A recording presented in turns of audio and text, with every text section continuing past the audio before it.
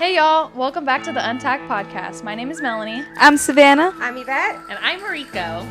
And this is Untacked. My hot lap is that I dropped my phone in water and now I don't have a phone, and I'm also leaving to the river tomorrow, so I'm like, oh my god, I'm going to the river without a phone. But at least I ordered a new one. It's expected to be here before we leave. Woo. Cowgirl down. Cowgirl down. No, seriously, can I just show you guys? This is my phone right now. Let me just... I know when that hotline bling. She's all this big old... I know when the hotline bling. Call me on my cell phone that I don't have. All right, go for it, Mel. My hot lap today is that over the weekend I went to a cool dragster car race, and I made a couple new friends, and I just had fun with some family, and my coworkers' family was there, which I thought was super cool. We got to have breakfast with them, and overall just the camping experience was 10 out of 10, and I think I still have the smell of race fuel in my nostrils. I love that. I'm not even joking. After Glamis, I always smell it too. I'm like, all right, my hot lap. I got a new horse. ooh. Yes. So I'm happy about it. I love him. I think he's great. I may have gotten myself into a little bit more than I can handle, because now I have 5 horses in my backyard, and it's a lot more work. But he's really cool. We named him Alacran because he looks just like my dad's horse. And I got him on my dad's heavenly birthday. I didn't know that. I actually forgot that I did have a little thing over the weekend. So for those of you that don't know, life before horses, I was a professional Polynesian dancer. Ooh. And I've been in all sorts of performances. And so when I moved out here to Norco, there's a small, they call them halaus. And so there's a small halau that's around the corner. And they did not have lessons for kids, like toddlers, like Sydney's age. So I started teaching their little babies. So their performance was this last weekend. Aww. And I had girls performing between the ages of 2 and 8 years old, doing Tahitian, Samoan, and Hawaiian. How that cute is adorable. that? So cute. Yeah, they were really cute. I love that. Good job, Mariko. I don't know if you guys can tell, but today's topic is horse safety, etc. Today, I chose some safety gear to express what I'm going to talk about, and it's actually helmets. And it can be for people, it could be for horses. I have an example here that I specifically wanted to bring for today because I have my own horsey that requires to wear a helmet. So this is a halter. For those of you that don't know, this goes on the horse's head. Nose is here with my left hand, and my right hand is the helmet. It just slips on over like this. You put the halter through it, and this is basically just padding for the horse's noggin, and it is for safety, obviously. But I use it because my horse has a difficult time backing out of the trailer. She thinks she's out earlier than she is, so she tends to pick her head up and whack her head on the end of the trailer. So this is why I keep this for safety reasons for my pony. Do you use it every time you put her in the trailer? I would like to. Sometimes I can't locate it. It has been sitting in my garage for some time. She's gotten a lot better. We actually sent her to trailer training, and she's way better in the trailer now. But prior, it was every single time. So interestingly enough, for people who don't know, horses' heads are really soft, like above their ears, super soft, like you can push down. And so, I mean, it's like a baby. When a baby's an infant, like their heads are so soft. So that will protect them from hard things hitting. But that's also a really good, I was proud of you for having that. But then after hearing you say it was in your garage, in case of a fire, you should keep that stuff close by you, girl. I know. I found it in the trailer. Thankfully, Savannah was a very kind sister to me, and she actually rearranged my tack room. Yeah. And it was in there. That's great. Yeah, you should keep that stuff. Yeah, it is now in the trailer. I searched high and low for horse helmet. I just kept calling it horse helmet.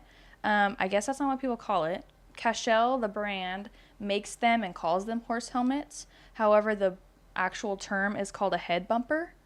So it's basically just that material, and it goes on the crown piece or the poll area. Like Mariko said, it's more sensitive right there. Just to protect from injuries during transportation, and it's designed to just cushion the impact overall. They could be leather or neoprene. I think this one has a leather top, but the base is actually, It's like soft, it's like wool? wool. Yeah, it's like wool. I was gonna say felt, but It could or a be mixture of combo. both. Yeah.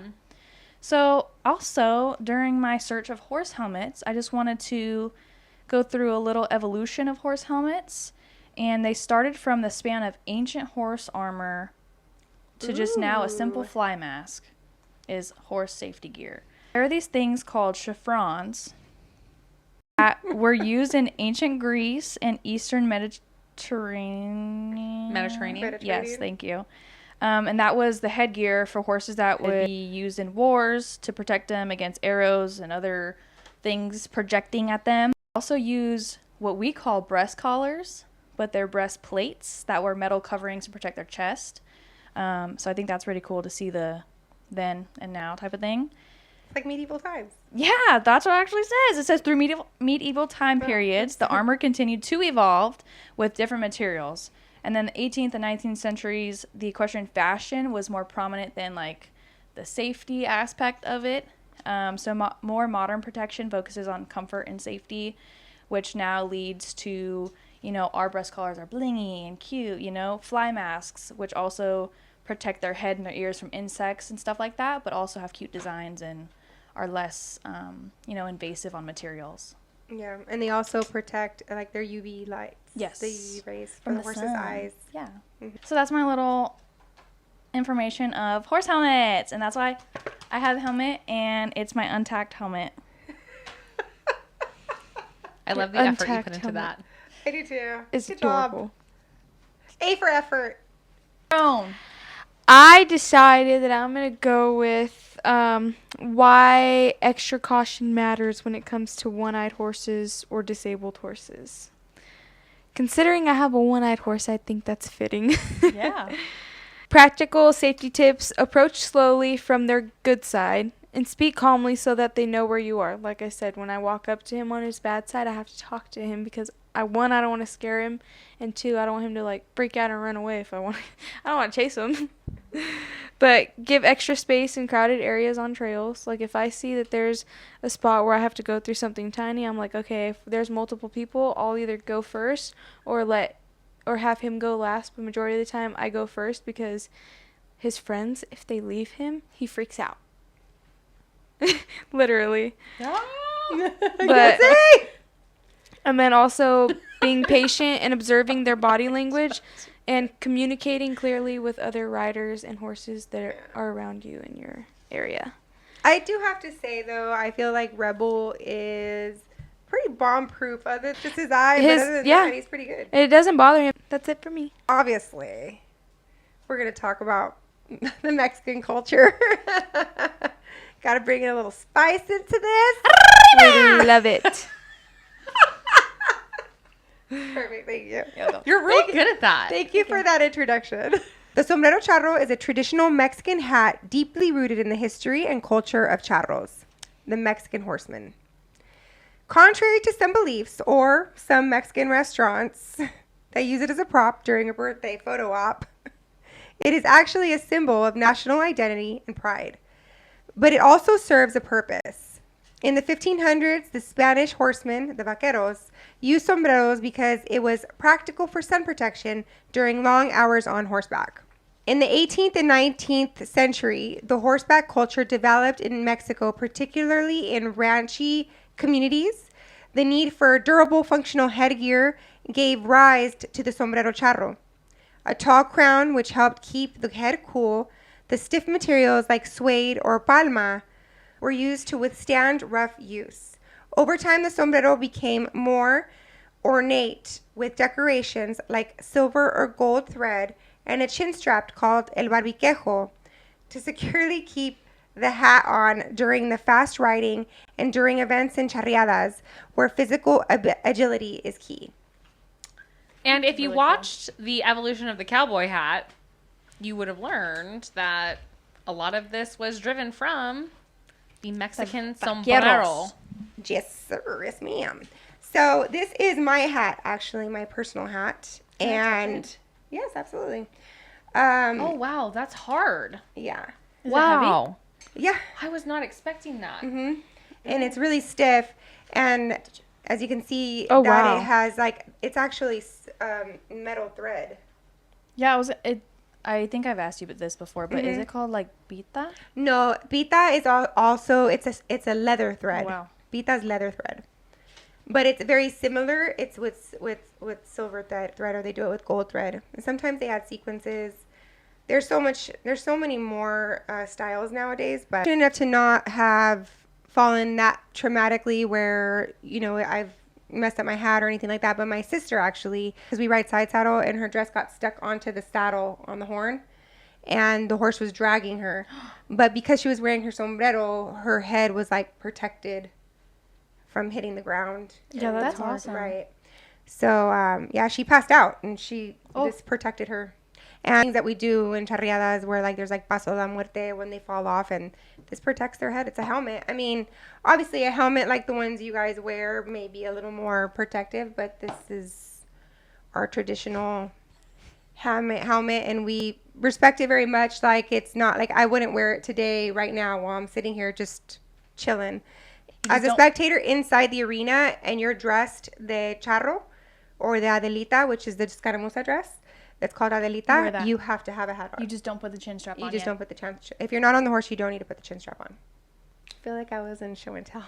I know, that's what I was felt really like cool. today. I love that. I'm like, look at my little helmet. You know what I think is neat is because we were not raised with it. So Right. it's like Yeah. super interesting to us to learn about your culture and like the things that you guys use versus like what is standard in American culture, right? So Like some people ride horses in like a bike helmet. Like ours doesn't have like a cool story behind it. Like mine for example is signed by Fallon Taylor, and I have a personal story behind it, but at the end of the day it's still someone can buy that same helmet. Yours is like a one of a kind and has history to tell.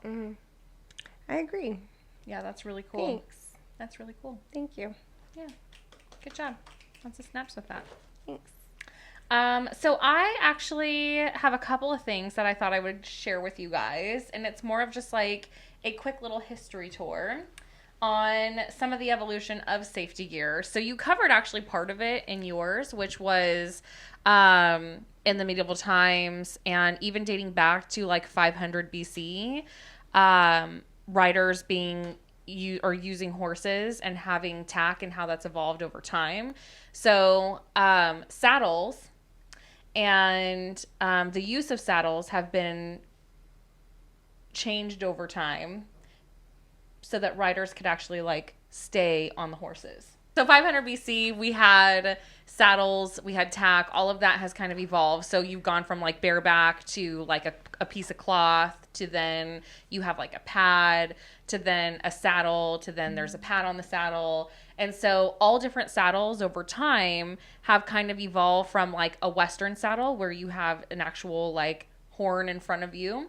The Australian saddle, which have you guys ever seen an Australian saddle? It's like a hump, isn't it? Yeah, there's like a hump, and then there's like two sides that go over that like keep your thighs in. Oh, I've seen that. It has like that wool fabric or something over it. Yeah, and so they have like the fabric over it, and so that all kind of helps. Even when we're riding in our Western saddles or actually mostly our Western saddles, there's like different shapes depending on different disciplines. Same thing with English. So you'll have like for me, I have a leather saddle that's all leather on top. So like whenever anyone rides on my saddle, they're super irritated because you slide around a lot. So if you're I concur with that. yes. And so, but it's meant for a trail. So mine is like it's called a deluxe flex tree, which basically allows more flex in the saddle. So when you're doing extended trail rides, it's better for your horse's back. And then the stirrups kind of like face out. So when you're riding, your legs kind of go out and can be more relaxed versus like pointing in for equitation. Western dressage, it's the same thing. Like they have saddles that like are shaped certain ways to make your bodies do certain things. And your posture. And your your legs. And like how you said your stirrups are turned out, that also relieves pressure on your knees. Mm-hmm. Yeah. So over time, what equestrian tack has just kind of evolved, not only just for safety, but for comfort as well. So other things that I found out. So early 1900s, that's when the saddles and tack evolved for rider balance and safety. So that's when you started to see evolution of tack. And then the 50s and 60s, eventing and racing events began to highlight the need for safety gear. So things like wearing helmets, like actual like riding helmets. And they had them like covered in different things like velvet, and they had them covered in like you would see more sun hats. And so that was more like 50s and 60s era. The 80s and 90s, that's when riding helmets became ASTM and SEI certified. So, I thought you were spelling out something more. ASTM. what is she going to Asthma? So, something that I learned when I was working at Fox Racing Ooh, yeah. in the motocross industry is that different helmets are type rated for different uses. So, technically speaking, your hard hat is not intended for horseback riding. No, it's and not. cannot guarantee head protection and safety. No, I know. And the bicycle helmet that you might have your kid riding in, because that's what you have access to, is technically not a riding helmet for being on top of a horse. So This would not be registered then, huh, in your guys' situation? it might be. I have no idea. I actually don't know. But all I do know is that... Crush these puppies. Yeah.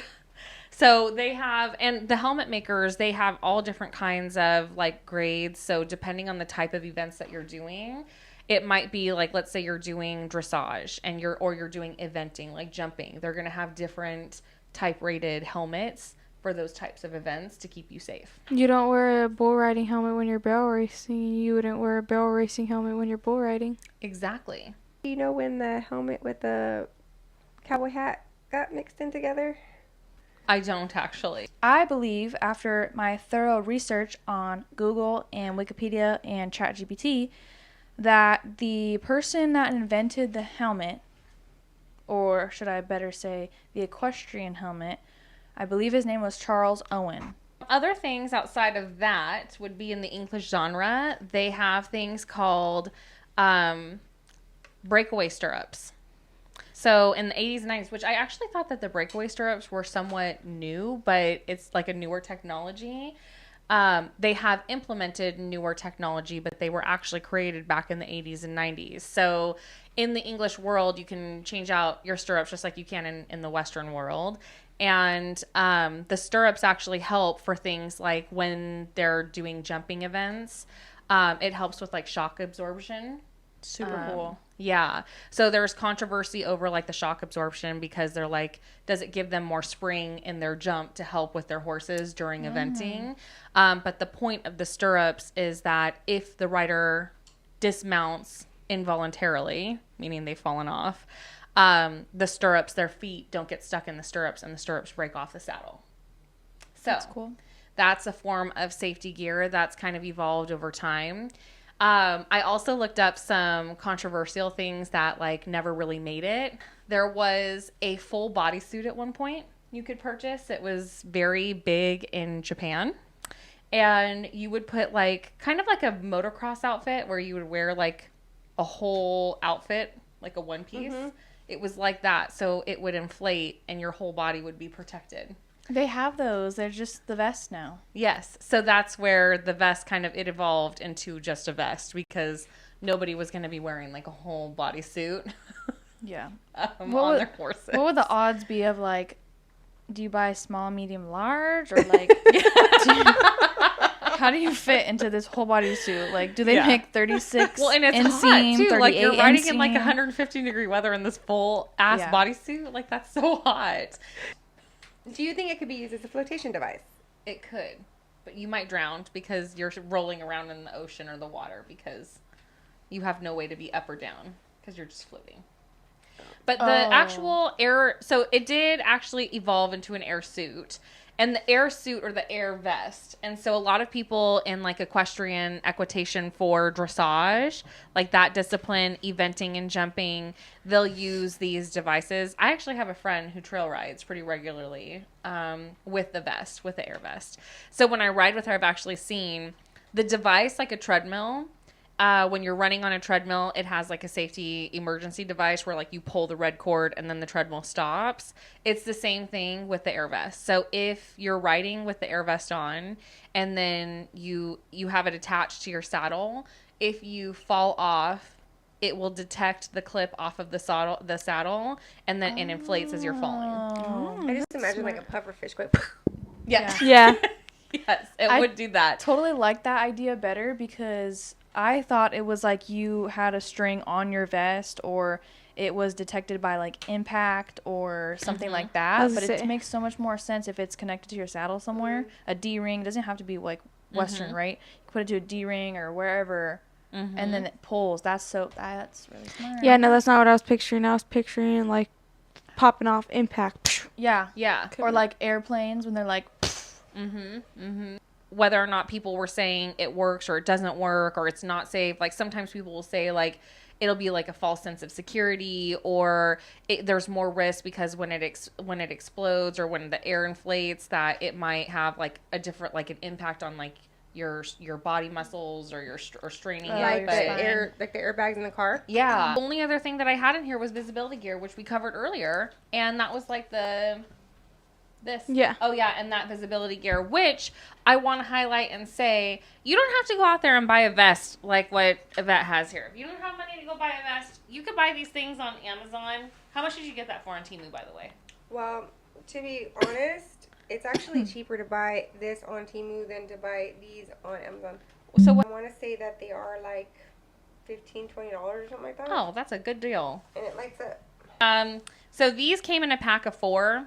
And this goes around my horse's neck when I'm riding at night. So when people see her, they see her from her neck.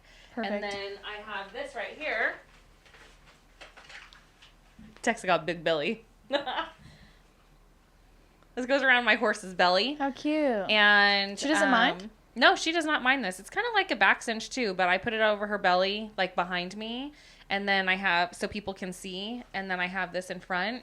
And then I have smaller pieces and they go around her legs. Her feet? That's awesome. So people can see us like if there's cars coming because, nighttime riding is kind of serious. So when you're out there, you got to make sure people see you. Especially in small towns, I will add, in Norco, we don't have street lights. So it's important that people see you and we're visible because we don't have street lights. We didn't highlight this, but I know Yvette has it. She's got this, which is lights that go around her horse's feet. And then they also have like light up breast collars, light up tail pieces, and anything that makes you more visible because car crashes and horses are not the business. So when I first moved to Norco, people would always say like, oh, you were required to use reflective gear at night. And I was like, who cares? Like, no big deal, right? And I literally would have people yelling at me in their cars, being like, put on some reflective lights. It also protect your horse and protect yourself. And, you're also helping out the drivers too so that they could see you. All right, girls, let's cinch this up. Thank you guys so much for watching our 16th episode of Untalked Podcast. Make sure to give us a like, comment, and subscribe. Make sure to tune in every Monday to Untacked on YouTube and also follow us on Instagram, TikTok, and Facebook. Keep it classy, sassy, and a little badassy, and make sure to always clean your tack. If you want. Untacked! I learned what the words of La Chona is. Now I really like the song. I'm not going to put it on. I'm going to leave that in there. It's perfect timing. No, mejor que la chona. And she's always dancing. And she always has a bottle. And her husband doesn't know what to do with her. And she never loses her rhythm. Insert video of Mel and Yvette. I just realized what you said. We're rubbing muscles. Oh my God, you're such a dork. Okay, I love you. All right.